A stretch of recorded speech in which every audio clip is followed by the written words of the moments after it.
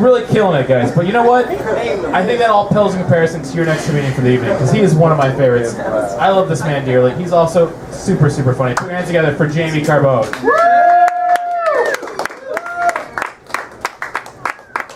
Hey guys, how's everybody doing, huh?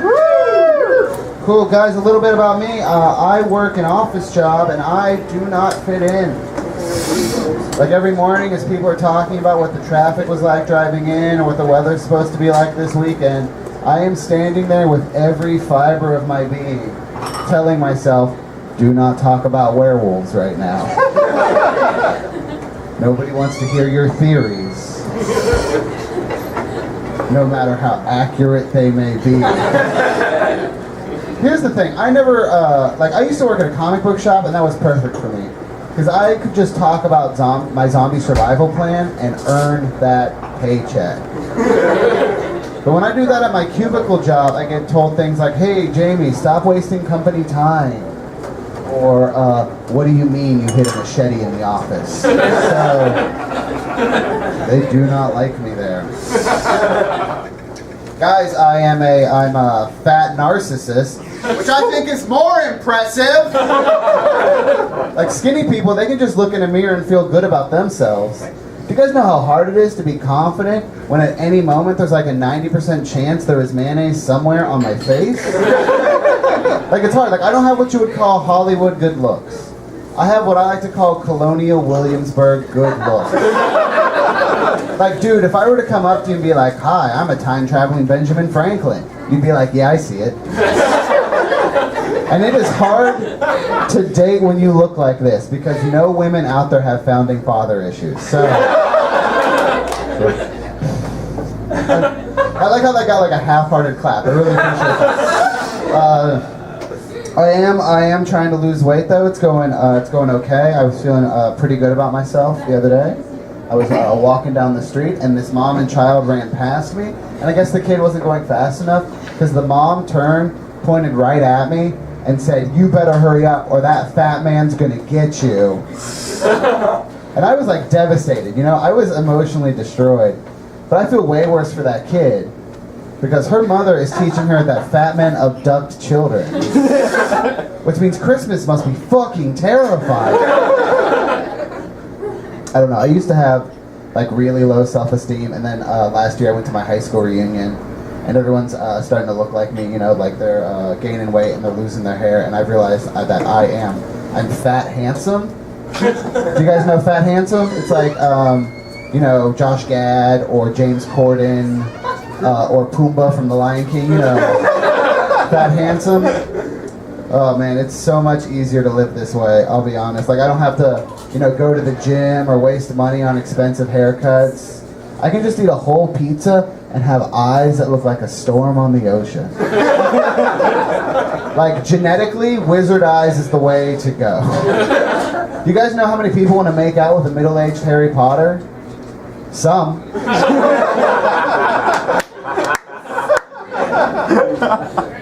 I don't know. I'm fine. I mean, like, I guess I shouldn't be too surprised that that doesn't happen too often because I'm dumb. Like, I'm a dumb adult. I was a dumb kid in ways that I'm very embarrassed about. Like, growing up, my favorite superhero was Wolverine. We all know Wolverine, cool guy. But I didn't know that he was named after a real thing. I didn't know Wolverine was a real animal. I thought he was named after a combination of the words wolves and the Marines. Which I think we can all agree is a way better name for that guy. Alright, we've created this dude, knives come out of his hands. Do you want to name him after a weird Canadian badger? Or the most elite trained squad of wolves? I don't know, silver lining to that is that I own the name Wolf Marine. That's mine to do whatever I want with. I'm actually working on a Wolf Marine movie right now. It's about this wolf who joins this pack, and they don't trust him because he's different, because he's better than them. But eventually he earns their respect, and they come together, they save the day, and at the end he even saves a little girl. And I sent this off to a buddy just to get his like opinion of it, and he responded immediately, hey man, this is the script for Balto. So, back to work. Guys, another dumb thing about me is that I am one of those people who thinks that video games are art. That is true. I 100% feel that way because I think anything that makes you feel is art. And video games have made me feel happy. They've made me feel angry. They've made me feel sad. But maybe they've made me feel a little too sad because last year I played a video game that depressed me so much I did not leave my apartment for 72 hours. And I felt you guys care less about me after I said those words. Which I get, you know, like, do you guys know how much respect society would lose for Ernest Hemingway if his suicide note ended with, P.S. Donkey Kong Country is too hard. It's also not the best comparison because video games have never made me want to kill myself. The people I play video games with online have only made me want to kill myself. I was playing Halo 8 years ago. Everybody knows Halo, you know, Space Marines working together to capture some flags. And I was joining this team full of strangers, and I was offering some advice for us to come together. And this person I have never met before hears my voice and says, and I quote, "Yo, that lady sounds like she's drowning in SpaghettiOs." And I think about this man every day. I don't know. I do love video games. Video games are very important to me. Video games were the first time I ever found anything relatable for me. You know, like Mario was the first real role model I ever had because we have so much in common. Like we're both chubby Italian guys. We both do a lot of parkour in our free time. So I just want to give a quick shout out to the nation of Japan for making Mario a thing. Because there is no way an American company ever would have approved those games, you know? Been like, all right, Tom, what ideas do you have for us this week? All right, do you remember that plumber we had fight that gorilla in that abandoned construction yard? What if we put him in a magic kingdom where he had to fight an army of turtles to rescue a princess? I don't know, Tom, I don't think it's very good. All right, what if we had that plumber get all of his friends together and they went go-karting? Or we gave that plumber a dinosaur that is afraid of haunted houses. Or we dressed that plumber up like a raccoon and had him fight the sun. What if we had that plumber play tennis, or golf, or baseball, or soccer, or more go-karting? What if we had that plumber throw a party? But it's not a party. It's a board game that destroys friendships and will lead to one awkward situation in West Virginia in 1999 where a very worked up 11-year-old accidentally calls his mom the C word. Tom, these are bad. These are bad ideas. All right, how about this? There is this doctor. And he fights every disease by just shoving pills down people's throats. Oh, wow, he sounds like a bad doctor. That's because he's actually a plumber. So thank you, Japan. I appreciate it. Guys, I'm going to get a little heavy for a second, if that's cool. It's still funny. It's just going to be a little sad. I have kind of a weird relationship with my parents that's built on equal parts trust and respect and me never telling them a goddamn thing about my life. And it has worked out perfectly for the most part. I think growing up as a nerd really helped me out because I could just tell them I was, going out.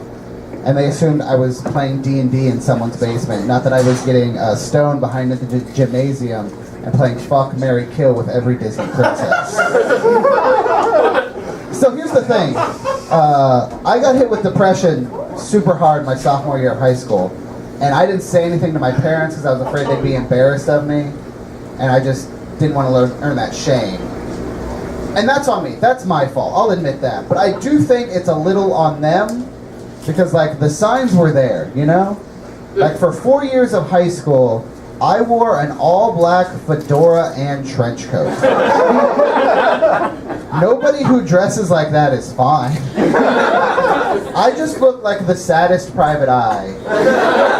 Just trying to crack the case of, hey, what's everybody doing later? So, I will say this, I will say that I did finally start therapy last year. I did finally get the help I needed. Thank you. I started at the ripe old age of 29. And the thing was, every time I felt sad, I would just, instead of like talking about my feelings, I would just consume like some piece of nerd media like video games, movies, comic books, which led to a very weird moment during my first session where my therapist asked me what the happiest moment of my entire life was. And it wasn't when I graduated college or when I married my wife, but it was last May when I went to Disney World and a man dressed like Chewbacca hugged me. And I felt the safest I had in my entire life. So the reason I finally started therapy is that back in May, I realized that I was in love with 2 women. Casita. And love with 2 women, and instead of saying something to either of them about how I felt and potentially losing one or both from my life, I tried to take the coward's way out and I tried to kill myself. And I know suicide makes a lot of people uncomfortable, but I think we are all mature adults and we can all admit that suicide has in some way touched all of us, and that it's something that we as a society should become more comfortable talking about. But I think we can also all agree as adults that because 2 women love you is the dumbest reason to kill yourself.